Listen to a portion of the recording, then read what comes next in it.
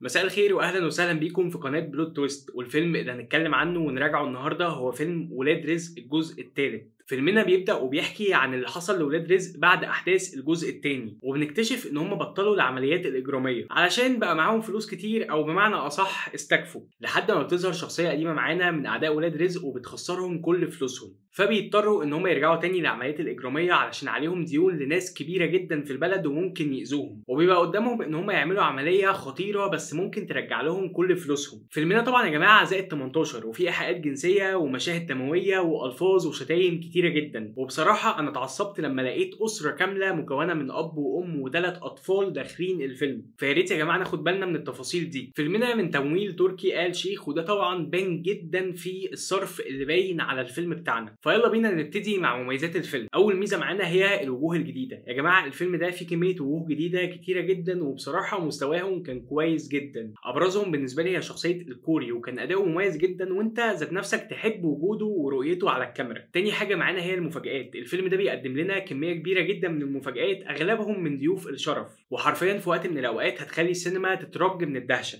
بالمناسبه فيلمنا ظهر فيه كميه كبيره جدا من ضيوف الشرف، بس اغلبهم كان دورهم تقيل وكان وجوده مفيد جدا لاحداث الفيلم. ومش كده وبس، ده من كتر التقل بتاع ادوارهم في الفيلم ممكن جدا ان هم يتعمل لهم افلام مستقله قدام. تالت ميزه معانا يا جماعه وهي الكوميديا. الكوميديا يا جماعه في الفيلم ده مميزه جدا وجميله جدا. هي مش افضل من الاجزاء القديمه، بس مع ذلك فعاله جدا وهتضحك في اوقات كتير من الفيلم. وبالمناسبه الاغاني برده في الفيلم كويسه جدا، واغلبها مهرجانات بس كويسه وتحب ان انت تسمعها. واخر ميزه معانا وطبعا اثرت على الفيلم بصوره كبيره جدا، وهي ان الصرف واضح بتاع تركي آل شيخ. اولهم في ان احداث الفيلم بتاعتنا اغلبها او اكتر من نصها في السعوديه. ثانيهم ظهور بطل العالم للملاكمه مايك فيوري، وبالمناسبه هو ما كانش مجرد ظهور، ده كان ليه دور في الفيلم. وثالثهم هي المشاهد القتاليه اللي كان باين جدا الصرف فيها من مشاهد العربيات اللي بتتدمر. ننتقل بعد كده على العيوب بتاعه الفيلم. صراحه في عيوب كتير في فيلمنا وفجوات كتير جدا في القصه، وابرزها طبعا التكرار، بس ده هوضحه اكتر في الفقره بتاعه الحرق اللي هتبقى في اخر الفيديو. تاني عيب هو ان البدايه بتاعه الفيلم كانت بطيئه جدا، وكنت ملان شويه بصراحه في الاول. الفيلم بتاعنا يا جماعه بيتقسم لثلاث اجزاء، وهي بدايه ووسط ونهايه. البدايه كانت بصراحه مش احسن حاجه خالص وممله، لحد ما بيجي الوسط اللي كان معقول وفيه كميه حماس كويسين بصراحه، وبعد كده بنخش على النهايه اللي هي كانت افضل مراحل الفيلم وكانت كويسه جدا. ننتقل بعد كده على فقره تقييم الممثلين. نبتدي مع احمد عز. بصراحه في الفيلم ده كان اداؤه كويس جدا وحبيته ومقنع بدرجه كبيره، وتقييمي دي هو 8 من 10. بعدها بيجي عمرو يوسف، واغلب المشاهد الكوميديه كانت من الشخصيه دي وكانت كويسه جدا. تقييمي لشخصيه عمرو يوسف هي 7.5 من 10. بعدها بتيجي شخصيه كوري او ممثل الشاب الجديد علي صبحي، وبصراحه يا جماعه ده اكتشاف ودوره كان مميز جدا، وزي ما قلت انت بتبقى حابب وجوده على الشاشه. تقييمي دي هو 7.5 من 10. واسر ياسين مشكلتي في دوره ان ما كانش دوره كبير في الفيلم، بس اداؤه كان مميز جدا وفيه كاريزما كبيره. تقييمي دي هو 7.5 من 10. ومحمد ممدوح طبعا اداؤه لا يعلى عليه، انا بحب محمد ممدوح جدا، وتقييمي ليه هو 8 من 10. فيلم ولاد رزق هو افضل فيلم موجود حاليا في السينمات، وافضل فيلم ممكن تشوفه في العيد الكبير. تقييمي لفيلم ولاد رزق هو 8 من 10. هتتبسط جدا بكل ثانيه تقضيها للفيلم، بس تفوت اول ربع ساعه كده. نيجي بقى للفقره اللي بعد كده، تشوف ايه شبه فيلم ولاد رزق. اول فيلم تشوفه شبه ولاد رزق هو فيلم شقه، تاني فيلم هو ابراهيم الابيض، تالت فيلم هو سلسله فاست اند فيريوس. نخش بقى على فقره الحرق. مبدئيا كده انت لو ما شفتش الفيلم اقفل الفيديو لحد كده، المراجعه خلصت، خش الفيلم وبعد كده تعالى على فقره الحرق. انا حذرت خلاص اهو، يلا بينا نبتدي فقره الحرق.